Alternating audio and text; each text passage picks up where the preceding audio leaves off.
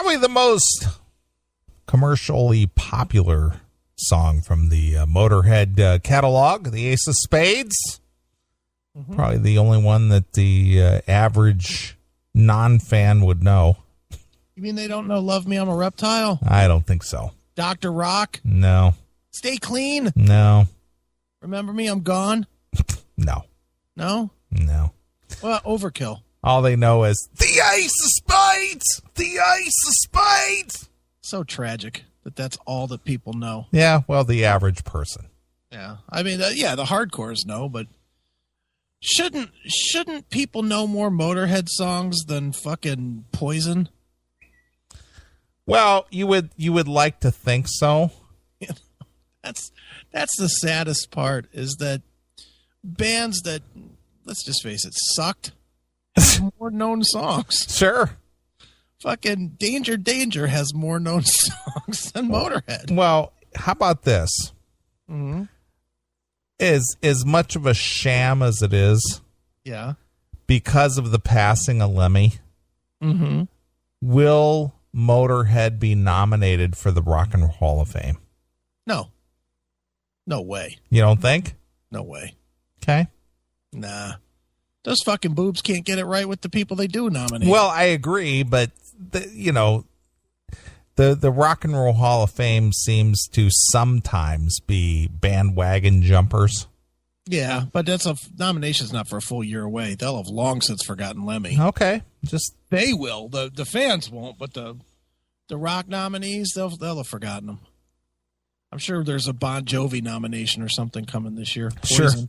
Isn't this the year Poison can go in? Well, it's 20. What is it? 20 or 25 years? 25. 25 after their first debut release. And they came out in 86. Right. 96, 2006, 2000. Oh, they're already eligible. Yeah, they're more than eligible. I can't believe they're not in. Maybe they are, and we just don't know. Yeah. Would it shock you? You know what? The thing is if you understand the quote unquote the eligibility reasons to make a person to make a band eligible, yeah, is their influence, mm-hmm. and all the their innovativeness and basically what makes them unique, right? And I just don't see bands like Bon Jovi or Poison or whatever. I'm not going to say that they won't make it in ever. I think Bon Jovi's in already. No? I don't think so. Let me see. I don't think Bon Jovi's in the Hall of Fame. Rock and roll. Because they're such media fucking... Oh, no, they're not. No, they're not in. I'm surprised. I'm really surprised by that. They will get in, though. No, look, we both think that Bon Jovi stinks, but Bon Jovi should have gone in before Chick. No? Well, again, I don't even think Chick should be in there. No, I don't either. But even just as a disco band, Chick wasn't a big disco band, were they? No. They were just some band. That's my big problem is that it's such a Rolling Stone fucking snob. It is, absolutely. And there's bands that get all kinds of hoopla that I never, like the Pretenders. Pretenders were never that big of a band. Well, it doesn't go by popularity, though. What did the Pretenders innovate? Well, it's because Chrissie Hynde represented a very stripped down blue collar chick fronted band. You think that was more important than like the Runaways? No, I'm not going to say it's more important, but I'm just going to say that as far as innovative, who would you say did the same thing that, say, Chrissie Hynde and her I don't know what you want to call it. I guess it would be called blue collar rock. Janice? She's probably in. Well, Janis Joplin is in. Yeah, Janice has got to be in. What about Joan Baez? She was more of a folky thing. Well, she still was an independent woman. True, but she wasn't like the head of a band, though. Carole King? She was more of a solo. She was more of a solo artist. I don't know. That's just one. Like, I saw a lot of people were like talking up the Cars, and I like the Cars. Don't get me wrong. I like the Cars.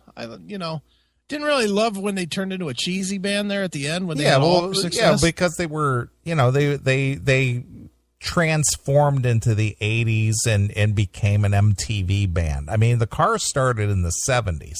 Yeah, and they were cool. I like that Candy O record a lot.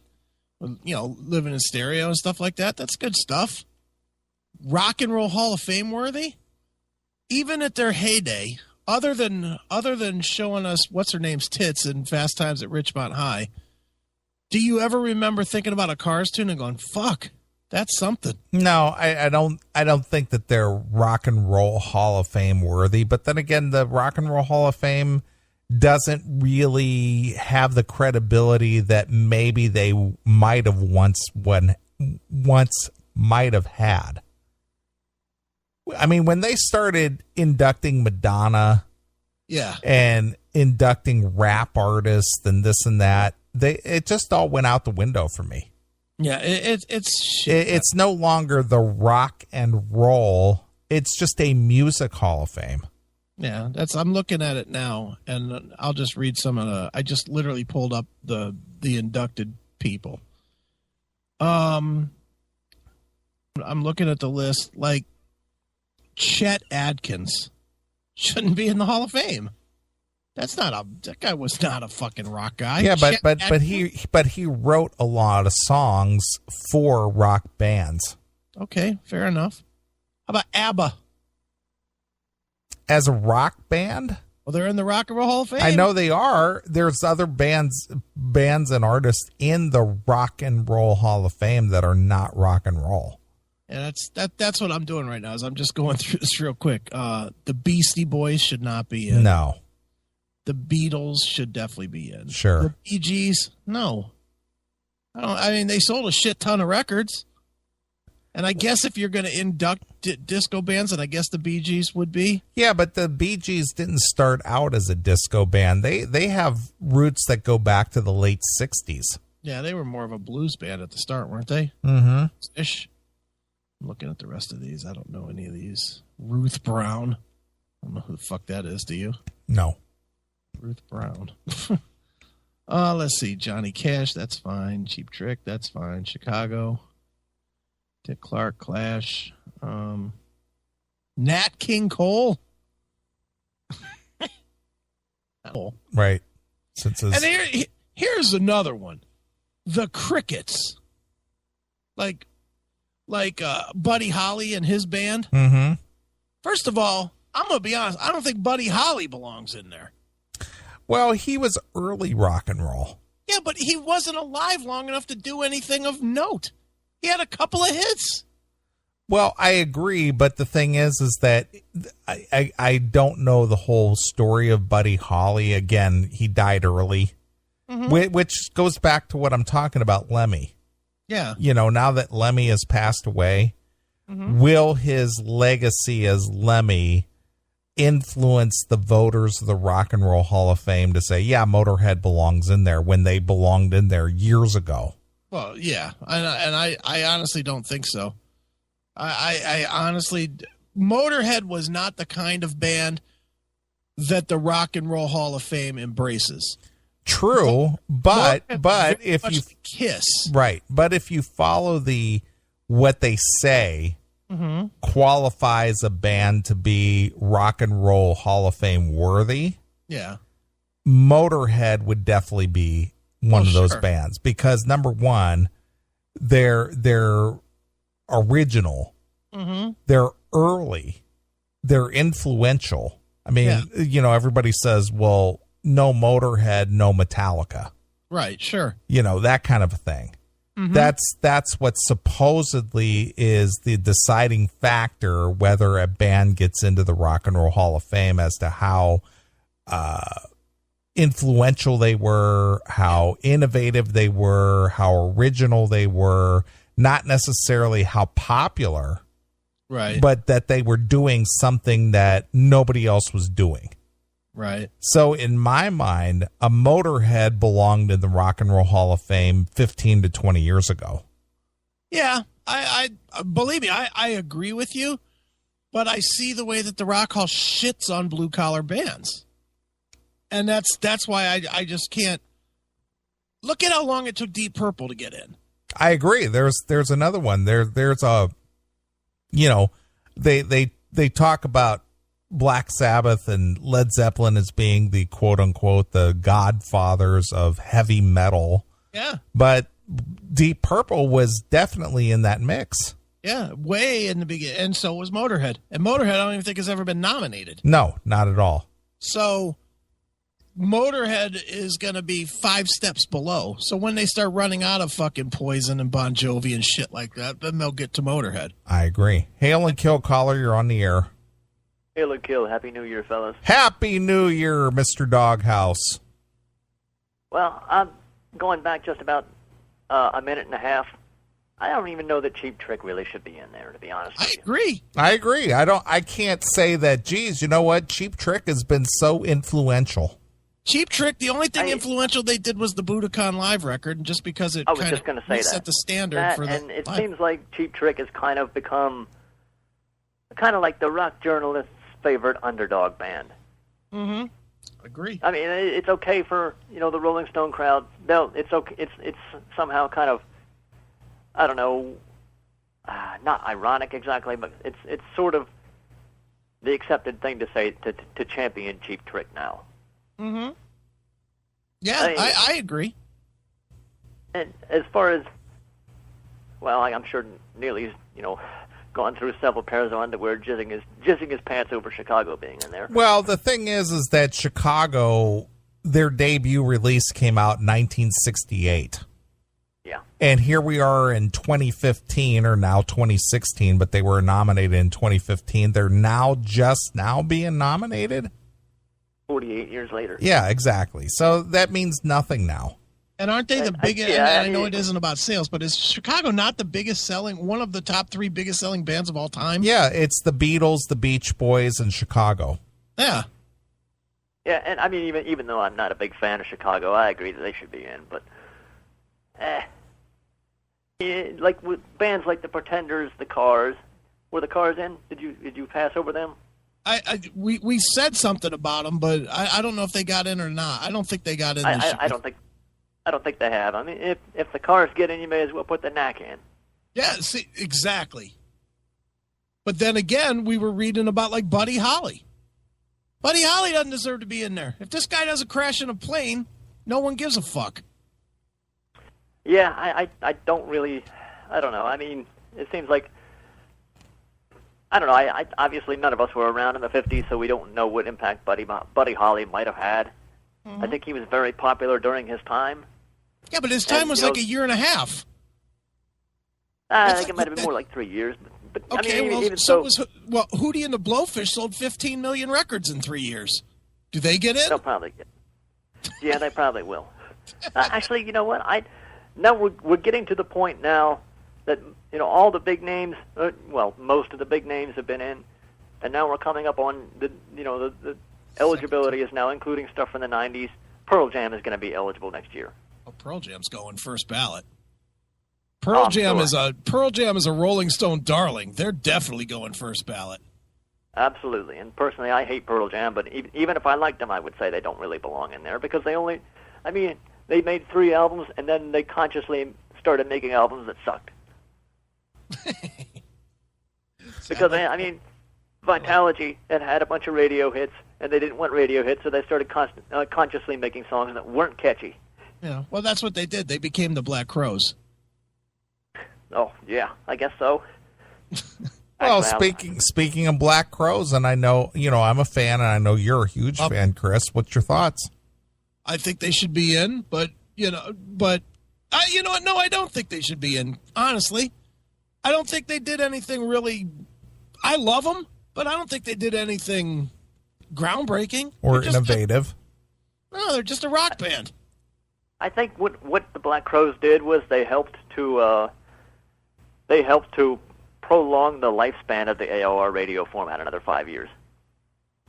No, it's not. It's just here's another band that sounds like sort of like the 70s that we can put next to that we can play next to Steve Miller, and it will sound totally, contemporary, I guess.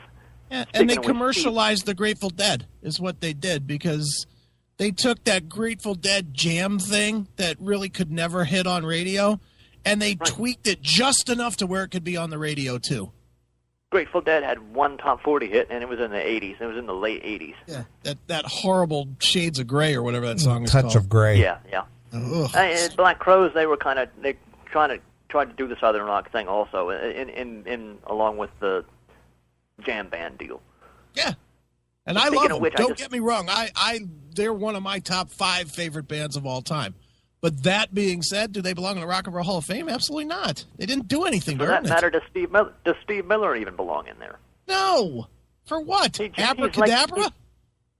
No, Abracadabra. He had some big hits in the 70s, but he was just like the poster boy of just really average, mediocre 70s rock.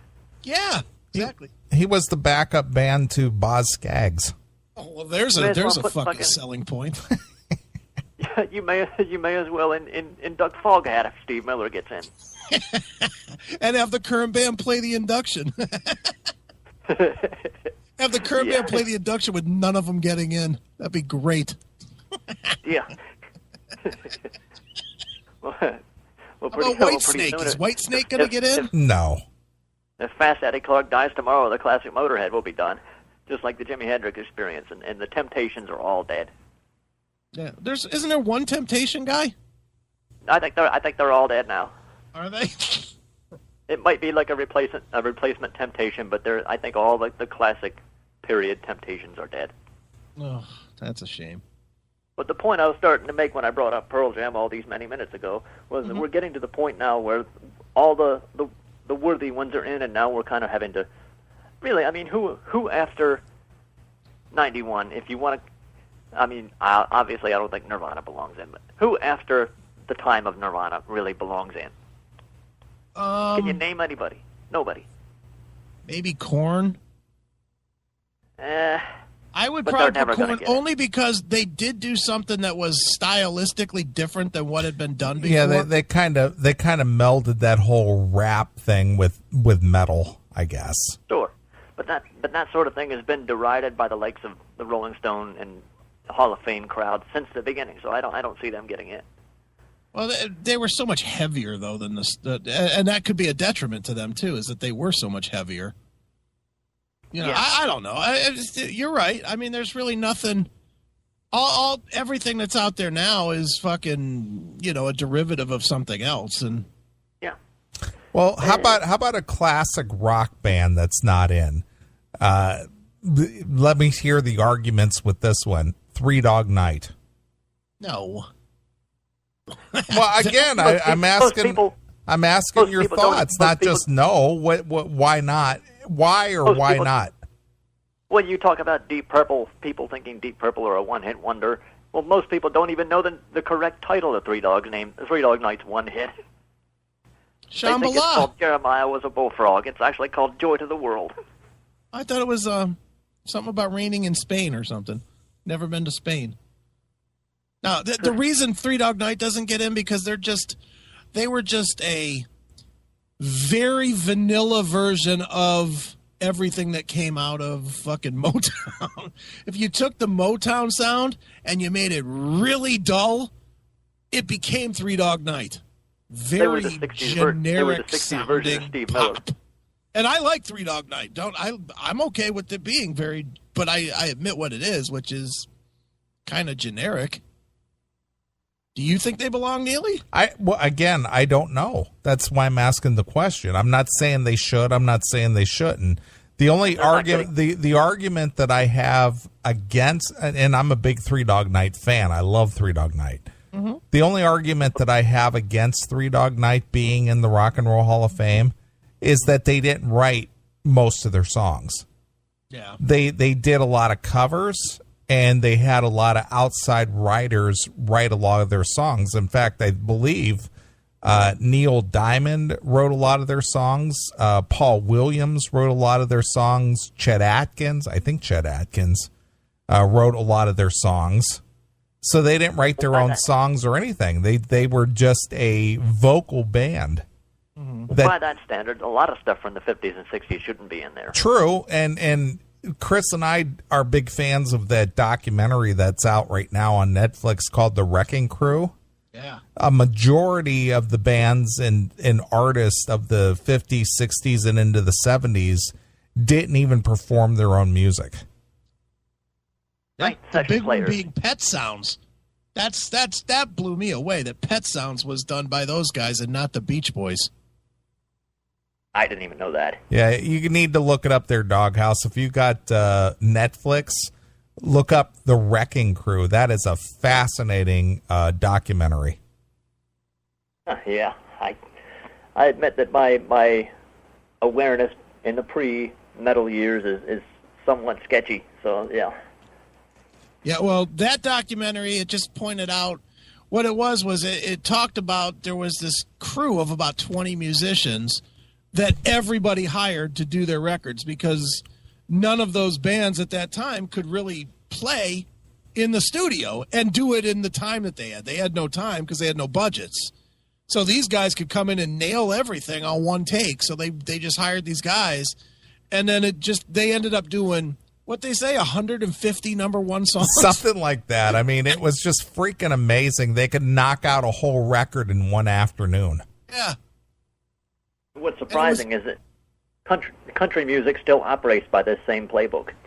Mm-hmm. Oh yeah, country's still right there with that. They have the same guy. That's why all those guys live in Nashville. That way they don't have to be called for a session. They're just there. Yeah, it's never been any other way in country. Meanwhile, rock moved on from that model in the 60s. And I guess like top 40 pop always kind of stayed there with, the songwriters like the New Jack Swing, the same producer doing all hit records and stuff. Yeah. It's really only been quote unquote rock and roll that has moved on from that. Yeah, and they explained why though. They actually talk about that in this documentary. They talk about how the fans started getting wind that the bands weren't the same. Is that what they said, Neeley? Yeah, they said that number one, the fans were getting wise to the fact that the bands were not actually performing their own music. And number two, the bands decided, hey, we want to perform our own music. Yeah. Well, as to your number one, in that case, how come Milli Vanilli is the only one to get stripped of a Grammy? Well, you know what? The thing is that they mention Milli Vanilli several times in this documentary. Oh, so I'm not just the dumb one? No. They say, we were the original Milli Vanilli. Yeah. And they even talked about how they were all millionaires, but none of them were credited on any records. I mean, no records. And one lady that we work with personally for scheduling interviews and whatnot, Carol Kay. Yeah. She's a bass player who played in this Wrecking Crew. She now runs a PR firm. But we schedule some of our interviews through Carol Kay, and she was a big player in that Wrecking Crew, group. Yep. She was a big-time songwriter back into the 50s, too, wasn't she? Yes. Yeah. Well, I mean, what more to say about the Hall of Fame? It's as good as it's going to be at this point. I mean, at this point, anybody else that gets in past that's not already in is most likely going to be undeserving. I mean, fuck, Green Day got in. Yeah, that's just stupid. Green Day. That might be one of the worst picks, honestly. I mean, what did they do that was innovative at all? All they did was rip off the Ramones. All they did was make a really G-rated version of punk that just stripped punk of any kind of danger it might have had. Mm-hmm. I'm surprised the Offspring didn't follow them in. Yeah, exactly. For my money, the Offspring had better tunes for a while anyway. Yeah, but they weren't. But the Offspring wasn't MTV darlings. Right, and look at Green Day. Their career was basically over until they came out with an album that was basically a concept album about how terrible George Bush was. Yeah, well, that helped them with Rolling Stone. I mean, exactly. That basically resuscitated their career because the album beforehand, it was like 2000 or so. Nobody gave a fuck about that by that point. Everybody was over Green Day. And nobody was ever that into Green Day at first. Nobody was really into Green Day with they liked those songs like Basket Case and shit like that, but they weren't this big. They were not a big band. As somebody who went to high school during their peak period, I will say that a lot of kids I went to school with were way into Green Day. Really? Yeah. God. In fact, our graduating song was Time of Your Life. I'm ashamed to admit. It came down to like two choices, or three choices. One was some R&B song, one was Time of Your Life, and one was Closing Time by Semisonic, and we all had to vote on it. Well, maybe they should be in, since that was a big song, too. Yeah, that was a one hit. And now that Deep Purple's in, I guess one-hit wonders are all right, too, right? Well, Guns N' Roses really had one album. True. And, well, they had one album, but the hysteria continued for the rest of their recorded output. Yeah. They're in. They had one album, but it cast such a long shadow. True. Well, Green Day owes their career to Stiff Little Fingers out of Ireland anyway. Good reference. Look them up, Chris. Oh. Thought you were some kind of an aficionado or something. No, not of punk. I don't know about punk. You know what I know about punk? To turn the channel. That's what I know about it. I think I like the idea of punk more than I actually like punk. Yeah. I'm with you. I watched that. I forget what the guy's name is about the Germs, the band The Germs. The guy that like wanted to die, and fascinating documentary. But every time they played any music, I was like, "Whew, this shit is terrible." For somebody like G.G. Allen, who was supposed to be so revolutionary, but his music was god awful. Yeah. Well, even the Sex Pistols, I think they sucked. I'd say just give me the Ramones and let's call it quits. Yeah. Or the Clash. At least the Ramones catchy songs. Yeah, I did like the Clash. I will say that. I like the Clash. Sure. London Calling's a cool album. Right. Honestly, I only know two songs and I hate them both. It's all subjective, my friend. I'm glad you're not on the voting panel for the Rock and Roll Hall of Fame. All the good bands would never get in. Yeah, but That's Swallow right, the Sun would have made Motorhead. it. I'd vote for Motorhead in a minute. Yeah, they want to keep Motorhead in the rainbow where it belongs. Sure, absolutely. And as far as eulogizing Lemmy goes, I don't know if this parallel has been drawn, but I'll draw it. Compare Lemmy lived his life with no apologies, and at least outwardly no regrets. And compare that to somebody else who died recently, Scott Weiland, who was basically a career fuck-up and a whiny loser who, blew every second chance he ever got. Yeah. I mean, who's more respectable, Yeah, but now you want to do the ugly part of it? Which one gets in the Rock and Roll Hall of Fame first? I can't see STP getting in, honestly. I don't think either one of those bands is going to get in. I could see STP getting in. I saw more tribute to Lemmy this week than I did Scott Weiland. Oh, yeah. Way more. Yeah, so did I. Because Weiland was a douchebag, but they embraced douchebags. Yeah, but again, STP were completely derivative, and they didn't really, they were, even at the time, they played second fiddle to the real grunge bands. I think they were number 4. You had Nirvana, Pearl Jam, Soundgarden, then STP would How be about right. Alice in Chains? And Alice in Chains, so 5. Yeah, they were fifth tier. And really, I think Alice in Chains has probably cast the longest shadow of any of the grunge bands. Never mind what all the hero worship of Cobain. Yeah, you turn on the radio. Who's the band that seems like the most obvious influence for any band that any modern rock band in 2015? It's Alice in Chains. I agree, and that box release that they put out, what was it called? It was the Vault or the Bank or whatever. Music Bank. Yeah. Music Bank. Some of that early stuff that they were doing in the 80s prior to the grunge thing of the 90s, that was just straight up just good rock. Mm-hmm. Yeah. And Lane Staley had pink hair at one point. Yeah, and the tributes for Lemmy have all been, sad, but it's also been celebratory. Yeah, because that guy lived his life. That guy did not fuck his life up. He lived his life. Mm-hmm. He didn't die at 40 years old. He died at 70. And he, I mean, granted, he was, you know, he phrased it in different terms, but the guy was an alcoholic and a drug. You know, he made it sound like, well, I don't want to quit. Even if he wanted to quit, he probably couldn't have at that point. Probably not. So, you know, so it's just as good that he didn't want to. But at the same time, he was professional. He always went out there, did his job, never disappointed. The only time I've ever seen bad reviews of a Motorhead show were when he was clearly sick a few months ago. Right. And there was some grumbling about how he couldn't finish the show and it just didn't look good. Well, obviously the man was sick. Meanwhile, Weiland fucked up left and right. True. And he was 30 years younger. Yes. And also, Lemmy, you know, here's a guy who turned 70, got diagnosed with terminal cancer, and died in the space of 4 days. He did it the Motorhead way. Fast!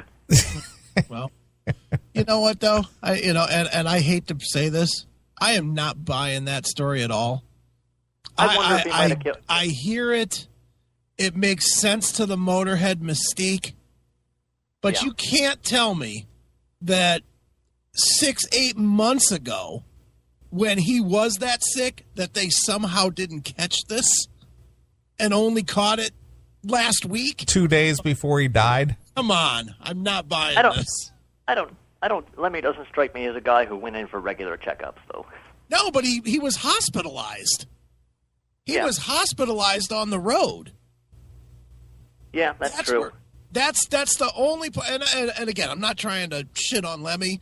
As far as I'm concerned, I love the way that it is. Just like you said, he went fast, but I don't know that I'm buying that. I'm thinking that there was a lot, and even we had Nalbandian on earlier saying that he had heard a lot of rumbling that Lemmy was sick. Well, if there was rumbling that he was going to die by the end of the year, someone knew why.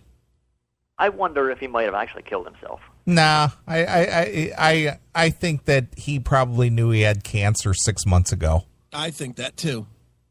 I wonder if it got to a point where he said, I don't want to go any further. I want to go out on top. I don't want to, go through the end stages where I'm talking out of my head and don't know what I'm doing and I can't, I'm shitting my bed or whatever. I wonder if he just, might have took his own way out.